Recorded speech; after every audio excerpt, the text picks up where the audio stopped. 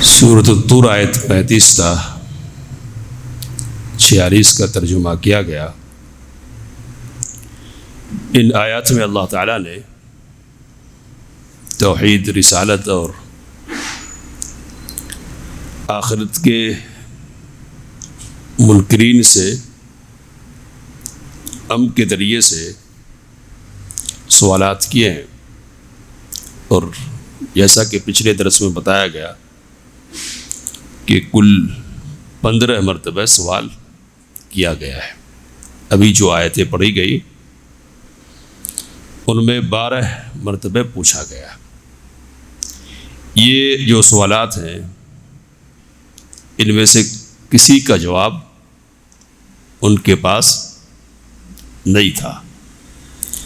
پہلے نبی اکرم صلی اللہ علیہ وسلم کی رسالت کے سلسلے میں 3 سوالات کیے گئے، اور پھر یہاں اللہ تعالیٰ نے اپنی ذات سے متعلق سوال کیا، توحید سے متعلق۔ کہا کیا یہ لوگ بغیر کسی پیدا کرنے والے کے پیدا ہو گئے خود بخود، یا خود ہی یہ اپنے خالق ہیں؟ تو یا 2 ہی صورتیں، یا تو کوئی ان کا خالق ہوگا، یا یہ خود اپنے خالق ہوں گے۔ تو یہ کسی خالق کو ماننے کے لیے تیار نہیں ہے، اللہ تعالیٰ کو خالق ماننے کے لیے، اور یہ بھی نہیں ہے کہ یہ خود اپنے خالق ہوں۔ تو پھر کیا ہے؟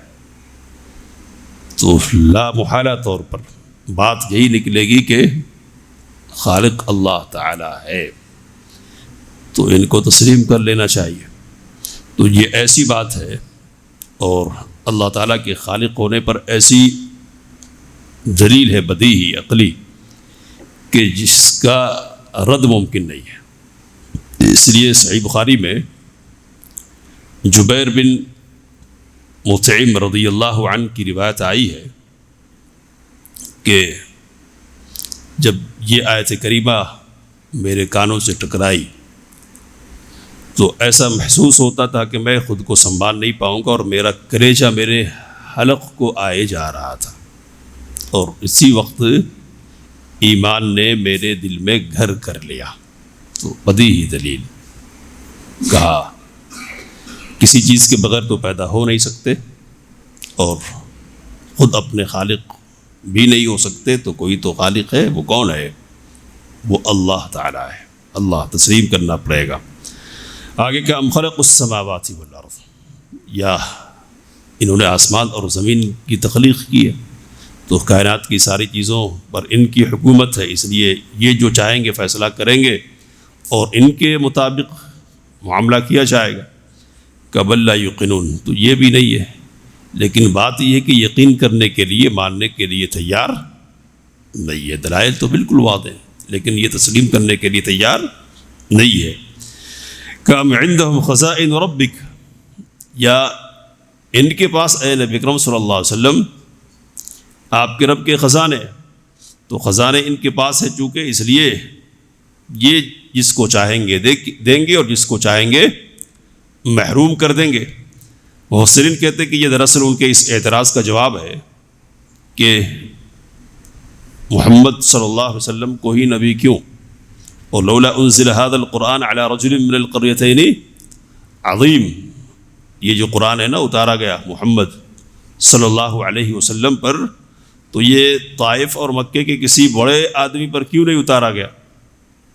تو اللہ تعالیٰ نے کہا سورۃ الزخرف میں اہم یقسمون رحمت ربک، آپ کے رب کی رحمت کی تقسیم یہ لوگ کریں گے۔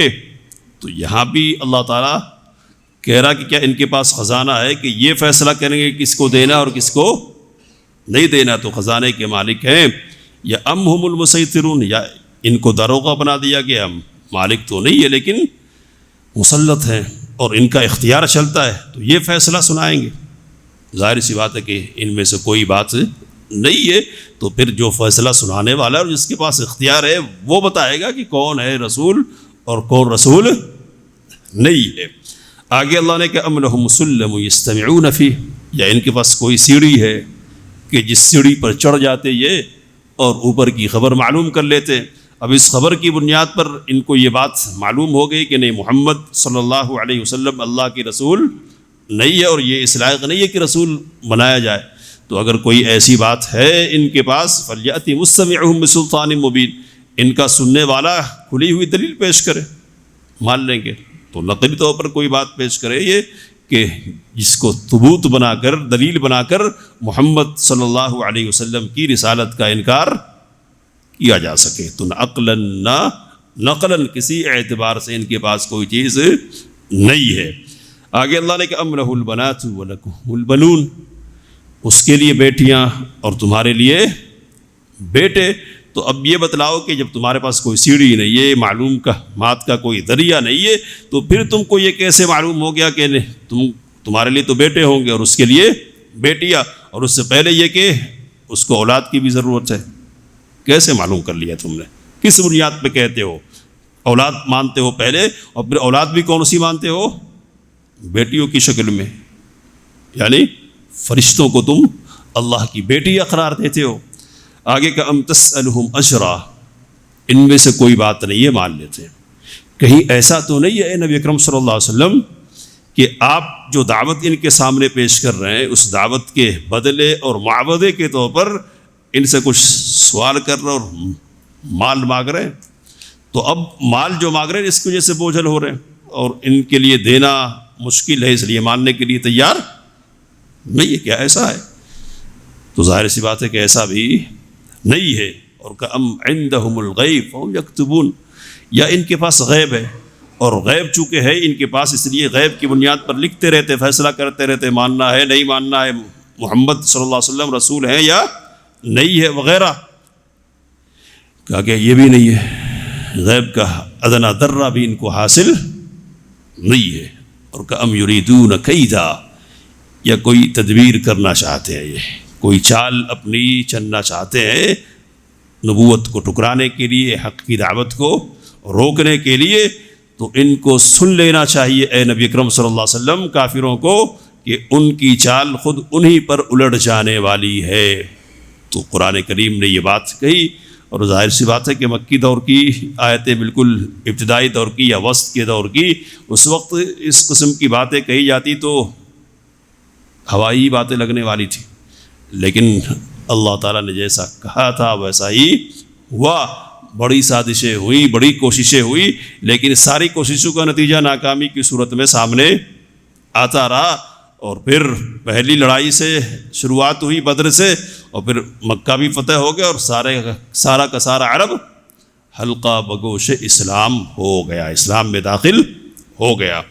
اللہ نے کہا ام لہم الہ غیر اللہ، یا ان کا کوئی اور معبود ہے اللہ کے علاوہ، کہ جس معبود کی کہا مانتے ہیں یہ اور اسی کے مطابق چلتے ہیں، اور اس معبود نے یہ کہہ دیا کہ محمد اللہ کی رسول نہیں ہے، اور محمد جو دعوت دے رہے وہ دعوت صحیح نہیں ہے، کسی اور کو نہیں، صرف میری ہی عبادت کرنی ہے. کوئی ہے کیا ایسا؟ کہ سبحان اللہ عما یشرکون، اللہ ان کے شرک سے پاک ہے، کوئی معبود نہیں ہے، کوئی اس لائق نہیں اس کائنات میں جو اللہ کا شریک بنے یا معبود ٹھہرے اور بنایا جائے. تو یہ سوالات ہیں جو پوچھے گئے، اور ظاہر سی بات ہے کہ ان میں سے کسی کا جواب نہیں ہے. پھر بھی نہیں مانتے، اور نہیں ماننے کے لیے پھر ایک بہانہ تلاش لاتے. کیا ہے بہانہ؟ تو کوئی معجزہ پیش کرو، تم اللہ کے رسول ہو، نبی، اس کی کوئی حسی دلیل چاہیے، مادی دکھنے والی ہے نا، تو کوئی معجزہ ان کو پیش کیجئے. لیکن اے نبی اکرم صلی اللہ علیہ وسلم، حقیقی بات یہ ہے کہ ان کو پیش کر دیں گے معجزہ جب بھی یہ ماننے والے نہیں ہے، اس لیے کہ ماننے کے لیے یہ سوال کر رہے اور مانگ رہے، ایسی بات نہیں ہے. ان کا مقصود تو بس انکار کرنا ہے، تو انکار کے لیے کوئی بہانہ ان کو چاہیے. کہ وَإِن يَرَوْا كِسْفًا مِّنَ السَّمَاءِ سَاقِطًا، اگر یہ اپنی کھلی ہوئی آنکھوں سے دیکھ لے کہ آسمان سے کوئی ٹکڑا اتر رہا ہے عذاب کی شکل میں بطور نشانی، تو اس وقت کیا کہیں گے؟ یہ ایسے ضدی ہو گئے، ہڑ درم ہے کہ کہیں گے نہیں یہ تو بادل ہیں جو تہبت ہیں، ایک کے اوپر ایک بادل ہے جو برسنے کے لیے آئے ہیں، برسنے کے لیے. کہا فَذَرْهُمْ حَتَّى يُلَاقُوا، تو جو لوگ ہڑ درمی کی اس حد کو پہنچ جائیں اور جن پر دلائل اس طرح واضح کر دیا جائے اور ہر زاویے سے اور ہر پہلو سے جن کو سمجھا دیا جائے، اور جو سمجھنے کے لیے تیار نہیں ہو تو پھر ان کے ساتھ کچھ نہیں کر سکتے، اس دنیا میں کچھ نہیں کر سکتے کہ چھوڑ دیجئے نبی اکرم صلی اللہ علیہ وسلم۔ اور چھوڑ دینے کا مطلب یہ نہیں کہ ان کو سمجھاتے رہنا نہیں اور ان میں تبلیغ نہیں کریں گے، بلکہ لگ کر اور لپٹ کر سمجھانے کی ضرورت نہیں ہے، اپنی بات کہہ دینی ہے۔ کہا کہ حتیٰ یلاقوا یومہم الذی فیہ یصعقون، یہاں تک کہ یہ اس دن سے آ ملے جس دن یہ بے ہوش کر دیے جائیں گے۔ کون سا دن ہے یہ قیامت کا دن ہے۔ تو قیامت کا انتظار ان کو کرنا چاہیے کہ یوم لا یغنی عنہم کیدہم شیئا، تو یہ چالیں وہ چالیں، یہ تدبیر اور وہ تدبیر، کیا کیا پتہ نہیں پلاننگ اور کیا کیا منصوبے، سب کی سب چیزیں دھری کی دھری رہ جائیں گی، کچھ بھی کام نہیں آنے والی ہوں گی چیزیں، اور کا کوئی مدد بھی نہیں ہوگا کسی جہت سے۔ تو ان کو بنا رکھا ہے، ان کو بنا رکھا ہے، یہ سفارشی ہیں اور وہ سفارشی ہیں، سب کے سب غائب ہو جائیں گے، کوئی فائدہ نہیں پہنچائے گا۔ تو اس دن سے بچنے کے لیے دلائل پر غور کر لے، اسی میں بھلائی ہے، اور تسلیم کر لے حق کو، اسی میں ان کا نفع ہے۔ نہیں قبول کریں گے تو پھر پکڑے جائیں گے اور کہیں سے کوئی مدد ان کو ملے گی نہیں۔ خلاصہ کیا ہے کہ ماننے والوں کے لیے بڑے دلائل، اور جو نہیں مانے ان کو کائنات کی بڑی دلیل بھی قائل نہیں کر سکتی ہے۔ تو ایسے لوگوں کے لیے اللہ نے ایک دن متعین کر رکھا ہے، ان اللہ یحکم بینہم یوم القیامہ فیما کانوا فیہ یختلفون۔ جن باتوں کے سلسلے میں یہ لڑ رہے ہیں، اختلاف کر رہے ہیں نا، قیامت کے دن اللہ تعالیٰ فیصلہ کرے گا، تو وہ عملی فیصلہ ہوگا۔ اور بات یہ ہے کہ جب آگے کے لیے سب کچھ ہے تو پھر یہاں مستی کر لیں گے۔ تو اگلی جو آیت ہے نا 3، انشاءاللہ گفتگو کل ہوگی، تو اللہ نے اس میں سمجھا کہ یہ نہیں سمجھنا کہ سب آخرت ہی کے لیے چھوڑ رکھا گیا ہے اور دنیا میں پکڑ نہیں ہوتی ہے، دنیا میں بھی پکڑیں گے، اور یہ پکڑنا کس لیے ہوگا کہ تاکہ تم آ جاؤ، باز آ جاؤ۔ تو اب اس کے بعد بھی نہیں، تو پھر وہاں بھی تمہاری پٹائی اچھی ہونے والی ہے۔ اللہ سے دعا کہ باتوں کو سمجھنے اور اس سے کام رہنے کی توفیق اور رحمت فرمائے۔ آمین۔ وآخر دعوانا الحمد للہ رب العالمین۔